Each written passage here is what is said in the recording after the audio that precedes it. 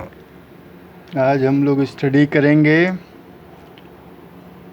Method of preparation of methods of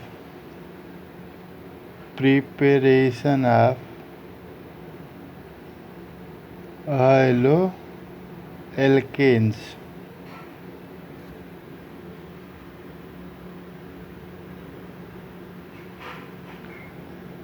हम लोग class 11th में पढ़े थे हाइड्रोकार्बन्स में कि हैलोजिनेशन से हम लोग हैलोजन का एडिशन करा सकते हैं।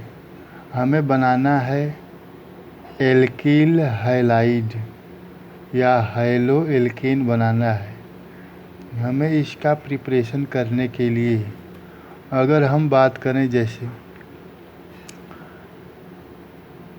हाइड्रोजन हाइड्रोजन हाइड्रोजन हाइड्रोजन, ये मीथेन है। मीथेन का हम लोग क्लोरीन से रिएक्शन करा दें in the presence of light. हम लोग ये जानते हैं कि इसे हैलोजिनेशन कहते हैं। हैलोजिनेशन, हैलोजन का एडिशन करेंगे, हैलोजन का इसमें हाइड्रोकार्बन में, तो हैलोजिनेशन होगा। अगर क्लोरीन का करेंगे तो क्लोरीनेशन होगा, और ब्रोमीन का करेंगे तो ब्रोमिनेशन होगा, आयोडीन का करेंगे तो आयोडीनेशन होगा, फ्लोरीन का करेंगे तो फ्लोरीनेशन होगा। अगर मैं इस रिएक्शन में ये फोटान का यूज हम लोग किए, इसका मतलब है कि ये रिएक्शन मोस्टली, अगर कोई रिएक्शन लाइट के प्रेजेंस में हो रही है तो वो रिएक्शन मोस्टली होती ही हैं free radical reaction. Free radical reaction,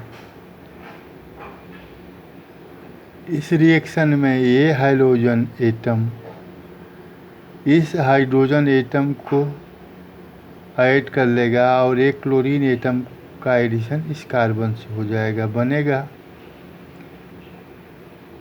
इस कार्बन से क्लोरीन एटम आ जाएगा और एक यहाँ का हाइड्रोजन, यहाँ का क्लोरीन, हाइड्रोक्लोरिक एसिड का रिमूवल हो जाएगा। हम लोग ये देख रहे हैं कि फ्री रेडिकल रिएक्शन में सब्स्टिट्यूशन हो रहा है। तो इस तरीके की ये क्लोरीन के द्वारा इस हाइड्रोजन का सब्स्टिट्यूशन हो रहा है। किसी रिएजेंट के द्वारा किसी सबस्ट्रेट के एटम का अगर सब्स्टिट्यूशन होता है तो ऐसे रिएक्शन को सब्स्टिट्यूशन रिएक्शन कहते हैं। और ये फ्री रेडिकल रिएक्शन है तो इस टोटली हम इसको कह सकते हैं यह reaction substitution free radical reaction, free radical substitution reaction कहेंगे इसे, फ्री रेडिकल सब्स्टिट्यूशन रिएक्शन। और जो जैसे यहाँ पे हमारा ये बना, ये यहीं पे नहीं रुकेगा, फिर लाइट के प्रेजेंस में एक हाइड्रोजन को और एलिमिनेट करेगा। HCl क्लोरीन के साथ रिएक्शन करके लाइट के प्रेजेंस में एक HCl और निकाल देगा, एक क्लोरीन का एडिशन यहाँ हो जाएगा। तो हाइड्रोजन 2 हो गए, यहाँ पे अब 2 क्लोरीन आ गए। तो ये मोनोक्लोरोमेथेन, ये डाईक्लोरोमेथेन, ये भी यहाँ नहीं रुकने वाला है।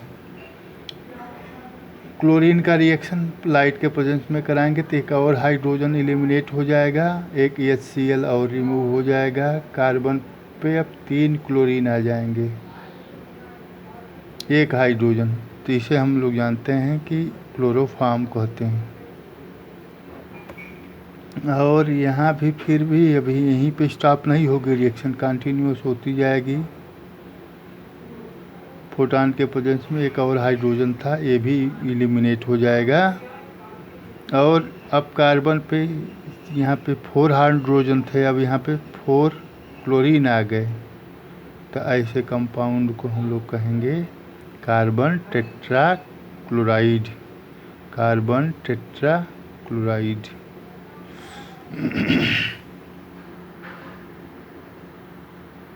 अब स्टूडेंट हम लोग ध्यान देंगे कि क्या इस फ्री रेडिकल सब्स्टिट्यूशन रिएक्शन से मोनो हैलो एल्केन बना सकते हैं या डाई हैलो एल्केन बना सकते हैं? कोई एक स्पीशीज, सिंगल स्पीशीज बना सकते हैं? नहीं बना सकते। अगर हम फ्री रेडिकल सब्स्टिट्यूशन रिएक्शन ए वाली रिएक्शन करेंगे तो इसमें सब कुल मिला जुला के इसमें मिक्सचर कंपाउंड बनेंगे। मिक्सचर कंपाउंड बनेंगे, इसमें मोनो भी हो सकता है, डाई भी होगा, ट्राई भी होगा और टेट्रा भी होगा। तो ये यह रिएक्शन का ड्रॉबैक है कि अगर इसमें हम लोग कहें कि मोनो हैलो एल्केन्स का बनाएं तो नहीं बनेगा। वो हो सकता है प्रोसीड करके आगे चला जाए। तो इस रिएक्शन का ड्रॉबैक है कि हाइलोजिनेशन से, हाइड्रोकार्बन के हाइलोजिनेशन से हम कोई एक पर्टिकुलर स्पीशीज नहीं प्राप्त कर सकते। हमें लास्टली क्या होगा, हमें मोनो नहीं मिल सकता है, डाई नहीं मिल सकता है, ट्राई नहीं मिल सकता, अल्टीमेटली क्या मिल जाएगा, टेट्रा। टेट्रा इसलिए मिल जाएगा क्योंकि चारों हाइड्रोजन जो मोस्ट रिएक्टिव हाइड्रोजन थे सब एलिमिनेट हो जाएंगे। तो क्या हो जाएगा कि ये जो मिलेगा और स्टेबल कंपाउंड हो जाएगा, मेथेन से ज़्यादा स्टेबल हो जाएगा और ये टेट्रा हैलो एल्केन या टेट्रा क्लोरोबेथेन मिलेगा। यह इस रिएक्शन का ड्रॉबैक है। यदि हम प्रोपेन का CH3CH2CH3 प्रोपेन का क्लोरीनेशन कराएं in the presence of sunlight तो फ्री रेडिकल सब्स्टिट्यूशन रिएक्शन होने वाली है। ये दो पॉसिबिलिटी इसकी हो सकती है। यदि एक क्लोरीन इस हाइड्रोजन को सब्स्टिट्यूट करेगा तो एक क्लोरीन यहीं पे जुड़ेगा तो मिलेगा CH3CH2 और CH2Cl। अगर ऐसा भी हो सकता है कि ये क्लोरीन इस हाइड्रोजन को सब्स्टिट्यूट करेगा, इसको सब्स्टिट्यूट करेगा तो ये ऐड होगा यहाँ पे क्लोरीन, तो ये बन जाएगा CH3CH यहाँ का एक हाइड्रोजन चला जाएगा CH3। इसका नाम लिखेंगे तो इस तरह से नंबरिंग करेंगे तो 1 क्लोरो प्रोपेन, इसकी बात करेंगे तो 1 2 3 2 क्लोरो प्रोपेन। बताओ अगर हम इस प्रोपेन का क्लोरीनेशन कराते हैं तो क्या हमें सिंगल कंपाउंड मिल रहा है? नहीं मिल रहा है। हमें कुछ न कुछ दोनों ही कंपाउंड मिलेंगे और मिक्सचर में मिलेंगे, दोनों कंपाउंड मिक्सचर में मिलेंगे, ये भी मिलेगा ये भी मिलेगा। इसीलिए इस रिएक्शन का ये ड्रॉबैक भी है कि हमको इंडिविजुअल कंपाउंड नहीं मिलेगा और दोनों एक दूसरे के क्या हैं, आइसोमर हैं। आइसोमर का मतलब ये होता है कि मॉलिक्यूलर फार्मूला सेम हो, स्ट्रक्चरल फार्मूला अलग हो। जैसे देखेंगे कि यहाँ पे कार्बन कितने हैं, 3 कार्बन हैं, हाइड्रोजन कितने हैं, 7 हैं और क्लोरीन है 1। यहाँ भी देखेंगे तो 3 कार्बन, हाइड्रोजन 7, 1 क्लोरीन। तो मॉलिक्यूलर फार्मूला सेम है बट स्ट्रक्चरल फार्मूला डिफरेंट है। यहाँ पे स्ट्रक्चर में डिफरेंट क्या है कि यहाँ पे क्लोरीन फर्स्ट कार्बन पे अटैच है, यहाँ पे क्लोरीन सेकेंड कार्बन पे अटैच है। इसलिए इस रिएक्शन से देख रहे हैं कि हमें आइसोमर्स मिल रहे हैं, हमें कोई एक इंडिविजुअल नहीं मिल रहा है, हमें मिक्सचर ऑफ कंपाउंड मिल रहे हैं। लेकिन अगर बात करेंगे यहाँ पे बहुत बड़ा क्वेश्चन ये है कि इसमें से कौन मेजर प्रोडक्ट होगा, किसकी यील्डिंग हाई होगी, कौन ज़्यादा मात्रा में बनेगा। तो हम लोग ये जानते हैं कि ये फ्री रेडिकल बनता है, फ्री रेडिकल बनेगा जैसे कि इसका हाइड्रोजन निकला, यहाँ का हाइड्रोजन निकला होगा तो इधर का एक इलेक्ट्रॉन ये अपना ले गया होगा हाइड्रोजन, एक इलेक्ट्रॉन अपना। तो यहाँ पे जो फ्री रेडिकल बनेगा यहाँ के एक हाइड्रोजन सब्स्टिट्यूट हुआ है तो यहाँ का हाइड्रोजन सब्स्टिट्यूट हुआ है, तो यहाँ का एक हाइड्रोजन निकलेगा और एक इलेक्ट्रॉन ये अपना लेके निकल जाएगा, एक इलेक्ट्रॉन यहाँ पे निकल जाएगा। तो इस केस में प्राइमरी फ्री रेडिकल